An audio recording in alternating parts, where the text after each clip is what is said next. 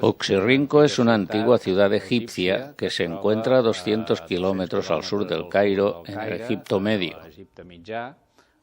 y está en la orilla izquierda del Bahr Yusuf, que es un brazo del Nilo que riega el oasis del Fayum, y es una ciudad que fue importante en época faraónica. También fue muy importante en época grecorromana y actualmente es un campo de ruinas.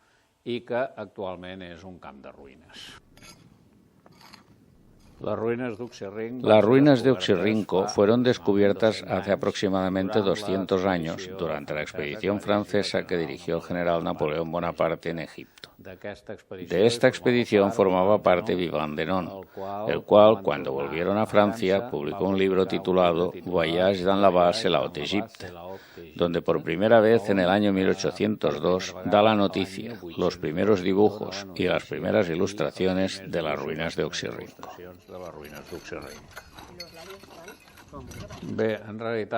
En realidad, las excavaciones recientes de Oxirrinco empezaron el año 1982 por obra del Servicio de Antigüedades y fueron dirigidas por el señor Mahmoud Hamza. En el año 1992 se formó la misión mixta conjunta entre la Universidad de Barcelona y el Servicio de Antigüedades, y a partir de este momento el director de las excavaciones he sido yo de manera ininterrumpida hasta el 2005. El equipo técnico en este momento está constituido por 11 personas, 12 contándome a mí, entre las cuales hay 3 arqueólogos, 4 egiptólogos, hay también un topógrafo y una restauradora. Entre estas personas hay miembros de diferentes nacionalidades. Por ejemplo, una de las egiptólogas es de nacionalidad francesa y otro de los egiptólogos es de nacionalidad egipcia. Las inscripciones que he copiado y estudiado son inscripciones inscritas, pintadas sobre la pared de una tumba. La tumba número 1, por lo tanto, un soporte parietal. También las hay en soporte de piedra, en particular los sarcófagos, que pueden estar o bien grabados o bien pintados. Hay también inscripciones que decoran los muros, muy particularmente el oratorio copto, y que están decorados igualmente. Tengo también como inscripciones algunos fragmentos de cerámica. Finalmente hay pocos fragmentos cerámicos inscritos en el yacimiento de Oxirrinco, y se trata siempre de contenedores de productos domésticos. El trabajo del epigrafista se complementa con el trabajo del arqueólogo, pues permite precisar en algunos casos la datación de un nivel y, sobre todo, permite animar, hacer revivir lugares, pues muy a menudo, como mínimo en el yacimiento de Oxirrinco, las pinturas y los sarcófagos traen nombres y, como todo el mundo sabe, un nombre vehicula toda una historia, y así podemos llegar a relacionar de manera muy precisa la ciudad de Oxirrinco con el oasis de Bajaría, que en la antigüedad tenía el nombre de Pequeño Oasis de Oxirrinco.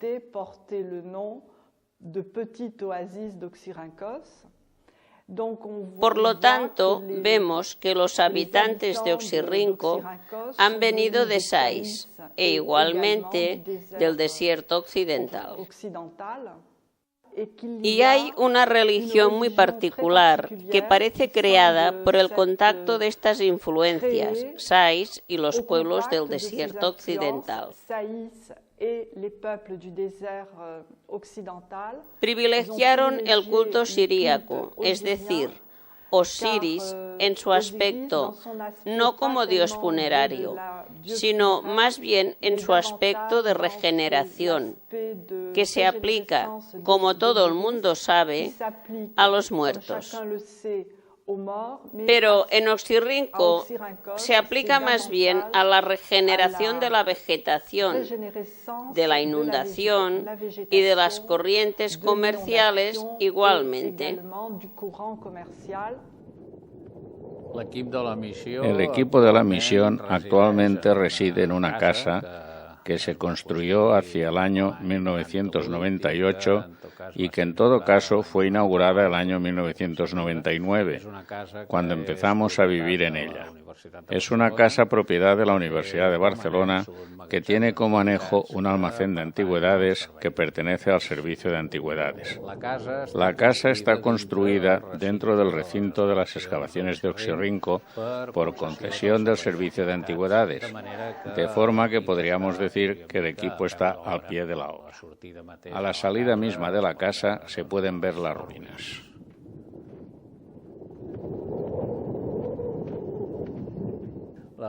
Las ruinas de Oxirrinco las tenemos en principio distribuidas en tres ámbitos especiales de actuación. El primer ámbito se encuentra al norte de las ruinas y corresponde a la necrópolis alta, donde se han descubierto una serie de tumbas que se están excavando de manera ininterrumpida desde el año 1982 y por parte nuestra desde el año 1992. Este es el lugar donde se está trabajando de manera más activa. La necrópolis alta es el nombre con el que hemos bautizado una parte de las ruinas de Oxirrinco, en la cual hay un cementerio antiguo, cementerio que se inauguró, según nosotros sabemos, en el periodo saíta, es decir, en tiempo faraónico durante la dinastía 26, que siguió siendo utilizado en época grecorromana y que llega como mínimo, que nosotros sepamos actualmente, hasta la época paleocristiana.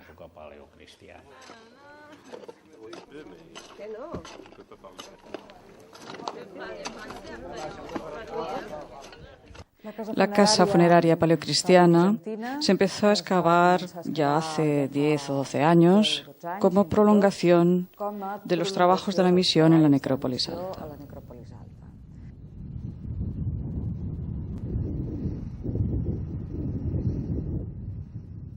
Bien, pues esto es lo que podríamos denominar una casa funeraria, es decir, un espacio concebido para la reunión de los vivos que van a rogar por sus muertos. No es una casa, sino que es una casa para la plegaria. Hay dos sectores, un sector pensado justamente para esta reunión, con una sala de banquillos, donde la gente se sentaría y rogaría, y quizá también tomaría un pequeño refrigerio en memoria de los muertos. Después habría un segundo piso donde seguramente tendrían lugar más rituales alrededor del mundo funerario. Y fuera de esta estructura, que tiene este aspecto doméstico, habría también el espacio funerario, que consiste en unos pozos que dan acceso a unas criptas de adobes, donde se van apilando, con tanto cuidado como es posible, todos los muertos que pertenecen a la comunidad propietaria de la casa. Este espacio, donde están las criptas, es un espacio cerrado y que está en relación con otro sector de la casa, que es un sector destinado, en este caso, a los vivos. Es una estructura que tiene un aspecto muy doméstico, que se podría llegar a confundir con una casa, y de aquí que hablemos como de una casa funeraria.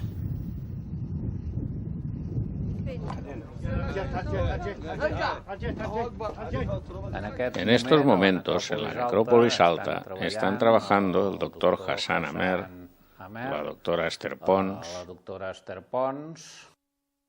Bueno, la tumba 14 se comenzó a excavar en el año 2000 porque se hicieron unas prospecciones con radar, y de nuevo comenzamos en el año 2002, donde ya empezaron a salir sarcófagos caídos, no había ninguno in situ, y en el año 2003 comenzaron a aparecer las primeras piedras in situ de lo que serían las paredes de la tumba y lo que sería el suelo. Parece una parte de una columna, una base o el capitel, todavía no lo sabemos, parece que está boca abajo, el enlosado y el muro este.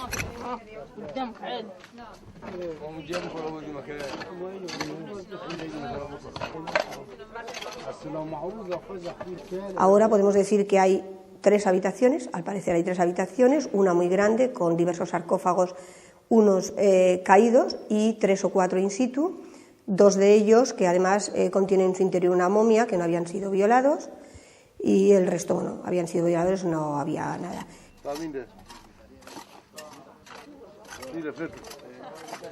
En cuanto a restos de cultura material, pues hemos encontrado bastantes suseptis, hemos encontrado también vasos canopos de alabastro con inscripción, mesas de ofrenda y en esta semana se ha estado excavando parte de un sarcófago encontrado este año y la momia tenía abundantes canutillos y cuentas de collar como ajuar. La tumba 14 es desde luego una de las más grandes que se han encontrado en esta necrópolis y lo importante de los sarcófagos es que por lo menos 3 presentan inscripción, uno de ellos que se ha encontrado este año y que nos hablan de los títulos y de los cargos de la persona que fue enterrada en ellos. Están trabajando también Nuria Castellano. La tumba número 1 es una tumba de época saíta que fue excavada a comienzos de los años 80 por el Servicio de Antigüedades egipcios a raíz de empezar a encontrar una serie de piezas de la tumba en el mercado de antigüedades. En 1992, el primer año en que llegó la misión arqueológica hispano-egipcia, lo que hizo esta fue documentar todo lo que había sobre la tumba, hacer el alzado, las plantas y además copiar todas las inscripciones halladas. Esta tumba era una tumba de un sacerdote de época saíta que se llamaba Het. Es una tumba familiar que tiene 7 salas y más o menos se estructura a partir de un pozo de entrada de unos 4 metros, desde el cual se llega a un distribuidor que conduce a 2 entradas y a partir de aquí se articulan perpendicularmente toda una serie de salas cubiertas con bóvedas casi de cañón, una de ellas decorada. En su interior se pueden encontrar muchos sarcófagos, algunos de ellos simplemente desbastados, otros son antropomorfos e incluso hay inscripciones que nos permiten saber quién era la persona que fue enterrada en este sarcófago.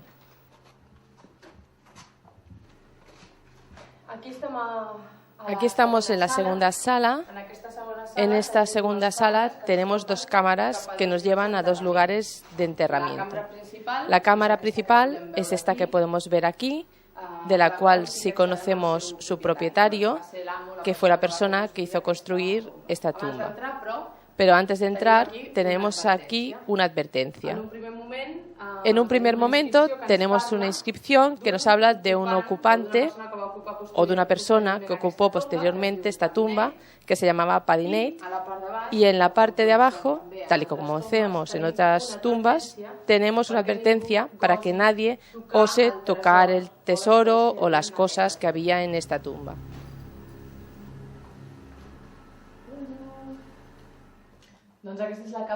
Esta es la cámara más importante de todo el complejo, donde fue enterrado este personaje, que era un sacerdote que se llamaba Het.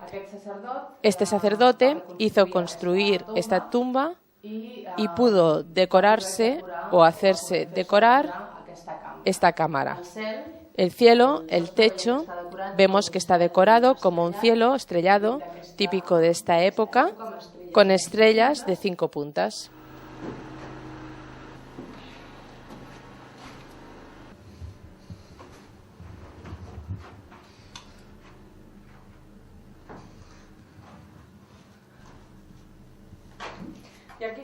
Y aquí estamos en la última de las salas, en la cual tenemos un sarcófago que no está muy bien trabajado, pero se intuye la cara del personaje con la barba, y en el cual no tuvieron tiempo probablemente de escribir todos los jeroglíficos, pero lo que sí que hicieron fue escribir. Y podemos saber quién era este personaje porque tenemos su nombre, aquí, Wahibre, inscrito dentro de un cartucho, tal como se hacía con los faraones. No es que este personaje fuera un faraón, ni un príncipe, ni nada, sino que en época saíta era costumbre que los altos funcionarios pudieran tener el mismo nombre que el faraón e incluso que pudieran inscribir su nombre dentro de un cartucho. La tumba número 1 es importante dentro de la historia de Oxirrinco, especialmente dentro de la historia de la ciudad de Oxirrinco, en época faraónica, porque su nombre en época faraónica era Permetjet. Y ya se conocían listas geográficas en las que salía este nombre en otros templos. Pero gracias a la inscripción de la sala número 3, donde está enterrado este personaje del cual hablábamos, Het, se encontró inscrito por primera vez el nombre de Permetjet dentro de una tumba de Oxirrinco. En la misma inscripción también se nos habla de un templo Perjef, que correspondería a otro de los hallazgos que tenemos en nuestra necrópolis, que es el Osireyón, este templo Perjef. La Núria Rodríguez Corcoll. Este sector se empezó a excavar a partir de unas prospecciones con radar que se hicieron en los años 96 y 98, al sur de la tumba número 1. Y a partir de estas prospecciones se detectaron unas estructuras y se decidió excavar el año 99. Al excavar este sector nos encontramos con una necrópolis paleocristiana. Estaba compuesta de varias tumbas con una pequeña superestructura de adobe, de la cual salía un pozo de unos 2 o 3 metros, debajo del cual había un individuo enterrado con poco ajuar. Uno de estos pozos nos encontramos que iba a parar encima de una estructura anterior, que resultó ser una tumba saíta, y es la que hemos denominado tumba número 13. Esta tumba saíta está excavada en el Jebel, que es la roca que hay en el desierto. Es una tumba de planta radial, de la cual salen unas cámaras funerarias, por las cuales, cuando se excavó, se vio que toda la tumba había sido saqueada y reutilizada por estas tumbas posteriores de época cristiana. Una de estas cámaras tiene un sarcófago de época saíta, que cuando se excavó se vio que estaba abierto, que no contenía momia ni tampoco restos de ajuar ni de ningún tipo de material. Este sarcófago actualmente lo hemos dejado in situ y lo hemos tapado con arena del desierto para conservarlo. Ahora estamos limpiando el sarcófago que encontramos in situ. Es un sarcófago saíta y esto se ve con la factura del sarcófago que responde a los cánones saíta. Tiene una sonrisa típicamente saíta, los ojos almendrados, y lo que tiene de curioso este sarcófago es que tiene una preparación a lo largo del cuerpo para inscribir los jeroglíficos. Lo que pasa es que no los llegaron a inscribir nunca y solo encontramos las líneas.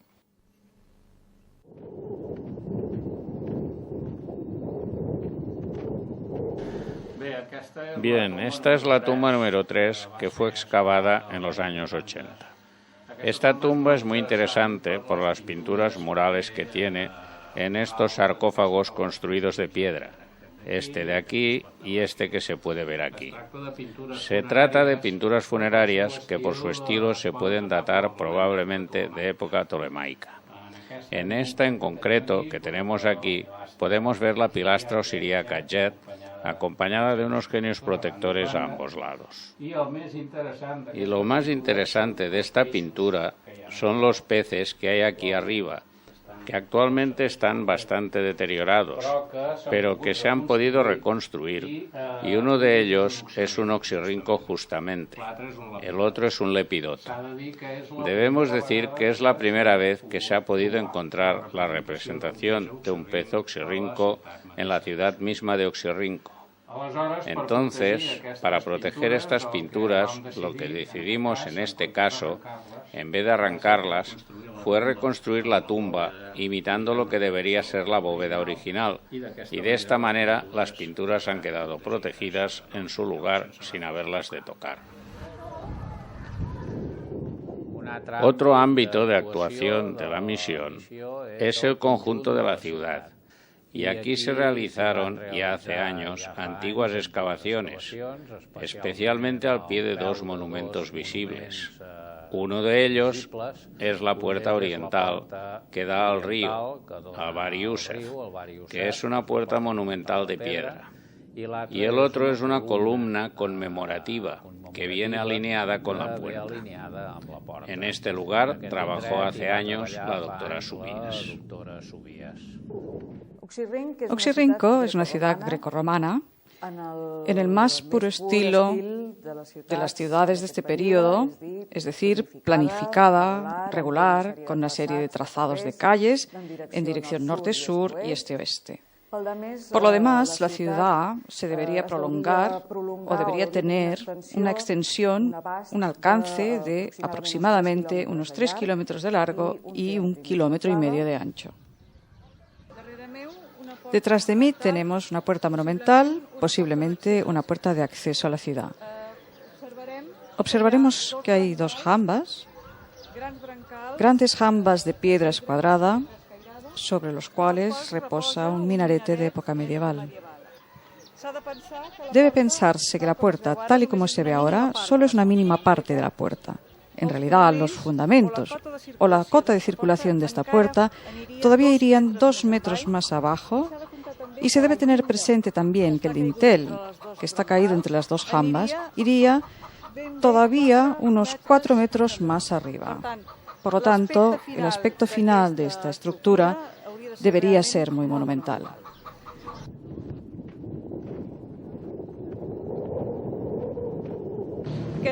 Esta puerta, decíamos que está en relación con los ejes principales de la ciudad. Siguiendo el eje de estas 2 jambas, vemos otro elemento de los pocos que han subsistido de la ciudad grecorromana, y es una columna, también monumental, que debería formar parte en su día de lo que se llama un tetrápilon, es decir, un conjunto de 4 columnas que posiblemente incluso soportaban una estatua también monumental. En este conjunto, pues, quedaría una columna, y esta columna nos da la posición del cruce o uno de los cruces principales de los ejes de la ciudad. El tercer ámbito de trabajo de la misión es el Osireion. El Osireion es un templo subterráneo dedicado al dios Osiris, que fue descubierto el año 2000 y que se encuentra en pleno desierto occidental, a 1,5 kilómetros al oeste de las ruinas. En el Osireion trabajan actualmente el doctor Hassan Amer, la doctora Marguerite Morfin, el señor José Javier Martínez y la señora Maite Mascort. ¿Qué era un Osireion? ¿Para qué servía? De hecho, los antiguos egipcios, durante el 4.º mes de la inundación, celebraban unos misterios relacionados con el culto al dios Osiris. En el templo se construían unos simulacros de unas figuritas del dios. Había un molde con 2 mitades, en el cual, en su interior, se colocaba tierra, limo del río. Se plantaban unas semillas, generalmente de cebada, y se regaba, y cuando germinaba se juntaban las 2 mitades formando una figurita que se vendaba. Se le ponían amuletos, una máscara, la corona tef, los símbolos de realeza, el eka y el nejaja, y después de unos rituales esta figura se quedaba en el templo. La figura del año anterior era la que, una vez vuelta a vendar y también siguiendo una serie de rituales, se traía en procesión a este lugar recóndito para ser enterrada en los nichos que se encuentran en la galería, es decir, a ambos lados del pasillo. El Osireion es un templo consagrado al dios Osiris, pero es un templo con unas características especiales, sobre todo por el hecho de que se trata de un edificio esencialmente subterráneo, excavado en la roca. Siempre estaban debajo de una pequeña elevación del terreno, como simulacro de la tumba del dios Osiris. De este tipo de lugares, en donde se enterraban las figuritas, simulacros del dios, hasta el momento en Egipto, hasta nuestro hallazgo, solo se conocía el Osireion de Karnak. Este año 2004, dado que estamos preparando un proyecto de consolidación importante de las estructuras subterráneas, hemos excavado la parte de la superestructura, la parte superior del Osireion. Esto se hizo teniendo en cuenta el estudio que habíamos hecho de las fotografías aéreas que el señor Yves Guichard había hecho con una cometa y varias cámaras fotográficas, en el cual había una serie de indicios de estas superestructuras y sobre todo de una posible muralla o témenos que rodeaba lo que sería el templo y esta necrópolis subterránea.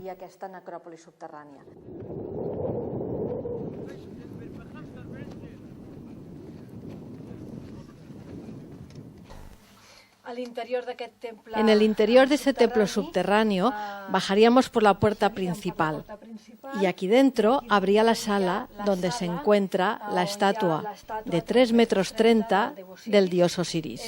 Es una sala con un muro central en la cual había 2 cámaras pequeñas.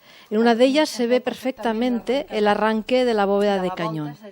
Es decir, que la estatua del dios estaría en una habitación pequeña con el techo en forma de bóveda, donde se realizaría una serie de rituales y después se pasaría por esta puerta de acceso, que es la entrada al pasillo, donde se localizan los nichos a ambos lados de esta galería. Me ocupo, con otros compañeros de la misión, de las excavaciones del Osiraion. ¿Qué es un Osiraion? Era el lugar donde se enterraban pequeñas estatuillas de barro del dios Osiris. Se trataba de una fiesta que se celebraba en todo Egipto, sobre todo en Abidos y también aquí en Bagnasa. Se ha descubierto en el año 2000 una gran galería y a un lado y a otro nichos que hacen aproximadamente 60 centímetros de altura y 80 centímetros de profundidad.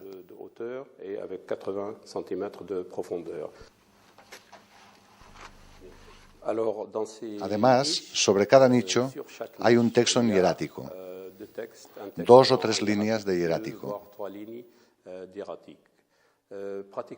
Prácticamente siempre hay el mismo texto, solo cambia la datación y el nombre del rey durante el reinado del cual ha sido celebrada esta fiesta.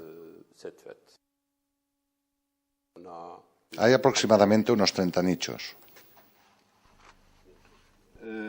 Hemos encontrado el nombre de Ptolomeo VIII Vérgetes y el nombre de una Cleopatra.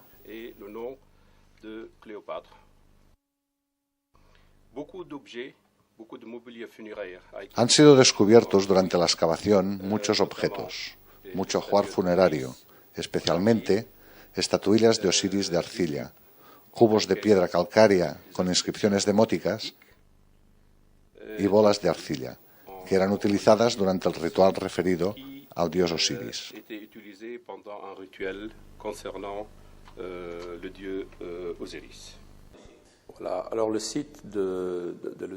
El yacimiento del Osiraion es muy importante porque hemos podido confirmar el emplazamiento de un topónimo que era conocido antes solo por los textos.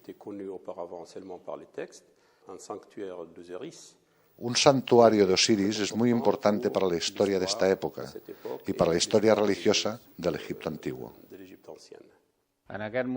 Los hallazgos más recientes y en los que se está trabajando en este preciso momento son en la necrópolis alta, la tumba número 14, en la cual se están produciendo los últimos hallazgos de nuevas cámaras, sarcófagos antropomorfos. Y por otro lado, el otro lugar es el Osiraion, donde este año se ha descubierto la entrada de una nueva puerta monumental. Es la puerta oriental del monumento y que seguramente podría ser la puerta más importante de este recinto. Este año, en base un poco a la fotografía aérea, hemos localizado la puerta de entrada principal o puerta monumental al Osiraion, a lo que es la sala del Osiris. Aquí apreciamos los restos de una posible techumbre también de la piedra caliza que conformaría la bajada. Es decir, a partir de aquí muy seguramente habría que agacharse para bajar y por aquí ya, en base a la bajada del techo y a los escalones, ya podríamos ir mucho más erguidos para entrar a la sala principal, ¿no? Y en esta parte interior pues tenemos como dos pequeños nichos que muy posiblemente serían en base a las quemaduras que hay en la parte superior para tener ahí las lucernas puestas a la hora de entrar, ¿no? Y a partir de ahí ya tenemos la entrada principal y la sala de los Osiris. Y además hemos estado excavando también en la parte externa de la puerta, localizando lo que sería templo o templete externo en forma de D invertida. Está construida tallada en la roca y luego con alzados de adobe de los cuales solo nos quedan 50 centímetros en su lado más alto. En cuanto a las piezas arqueológicas más significativas, hemos localizado en una de las esquinas lo que parece ser un ladrillo de fundación del mismo. Hace un rato hemos empezado a quitar el derrumbe de una parte de la tumba y ahora acabamos de encontrar la tapa de un sarcófago.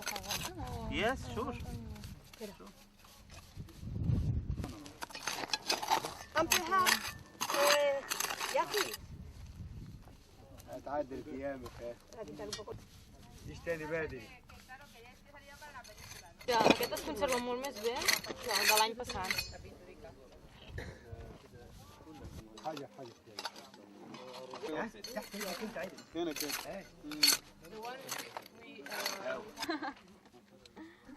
Está completa, fragmentada en 3 partes, pero completa, y tiene una inscripción frontal con pintura en color rojo, y tiene además los ojos y la boca también con decoración pintada.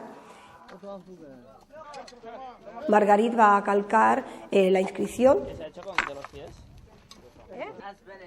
Vamos a fotografiarlo, vamos a tomar los puntos de este sarcófago. Y luego lo que haremos será sacarlo y llevarlo a los almacenes porque bueno, es lo mejor y lo más conveniente para la conservación de este sarcófago, que además es muy importante y se encuentra en muy buen estado de conservación.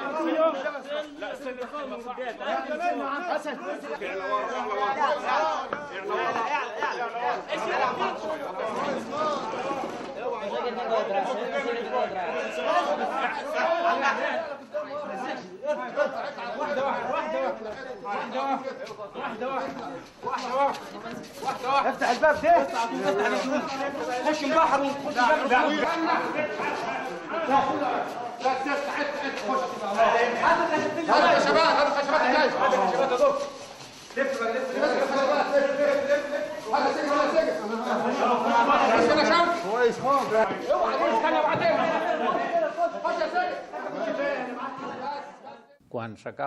Cuando se termina la excavación, se puede decir que hay 2 clases de hallazgos que reciben 2 tipos de tratamientos diferentes. Unos son los hallazgos arquitectónicos, hallazgos podemos decir inmuebles, que se quedan sobre el terreno. Estos hallazgos son situados sobre el terreno por el topógrafo, que es el señor Antoni López. Mi trabajo dentro de la misión se dividiría en 3 fases. La primera sería el mantenimiento y actualización de las estaciones topográficas enmarcadas dentro de las zonas del yacimiento y del municipio del Bagnasa. La siguiente sería la actualización de la cartografía general, situando vías de comunicación, edificaciones, zonas más grandes de lo que sería la antigua necrópolis, que vayan saliendo. Y después la ubicación, a medida que se va excavando y saliendo nuevas estructuras, de estas estructuras sobre un plano. Este trabajo sería un trabajo conjunto entre los arqueólogos y yo mismo, el de ubicar los elementos sobre un plano, sobre una cartografía de detalle a escala 1:20. La importancia de la topografía la podríamos dividir en 2 tipos. A nivel general, sobre la cartografía a escala 1:4000, la situación de elementos como columnas, puertas y murallas que nos permiten conocer el urbanismo de la antigua necrópolis. Y a nivel de detalle, el poder tener a escala 1:20 diferente información de las estructuras que van saliendo y poder superponerlas en diferentes periodos.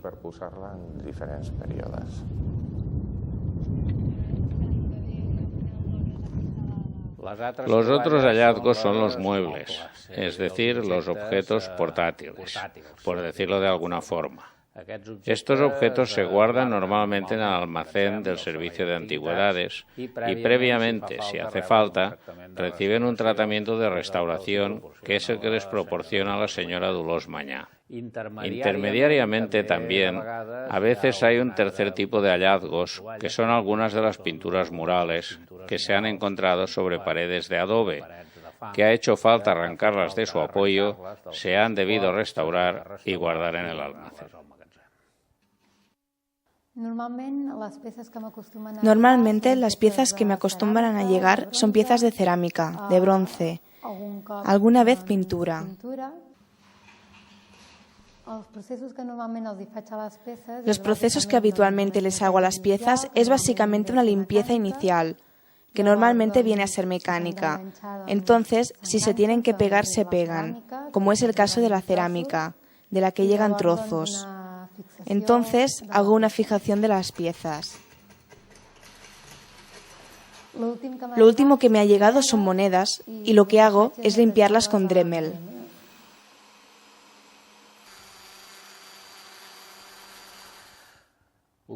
Oxirrinco es la ciudad probablemente mejor conocida con respecto a la vida cotidiana de sus habitantes en la antigüedad. Gracias a la innumerable cantidad de papiros que se ha encontrado, la vida cotidiana de los habitantes de Oxirrinco es, por ejemplo, mejor conocida que la de los habitantes de Roma o la de los habitantes de cualquier ciudad griega. En cambio, arqueológicamente, Oxirrinco era prácticamente desconocida, porque las excavaciones que se habían hecho eran muy puntuales, en lugares muy remotos, y además el yacimiento estaba desgraciadamente muy destruido, muy arrasado. De forma que ahora lo que estamos haciendo nosotros es dar vida a esta ciudad, saber dónde vivían estos habitantes, de los cuales conocemos sus actividades bastante bien, gracias a los papiros escritos que nos han dejado, pero que no sabíamos en cambio exactamente cuál era el contexto material en el que se movían, como las casas, los edificios, las tumbas donde se enterraban, los templos que tenían. Todo esto es lo que estamos contribuyendo nosotros a hacer ahora en estos momentos.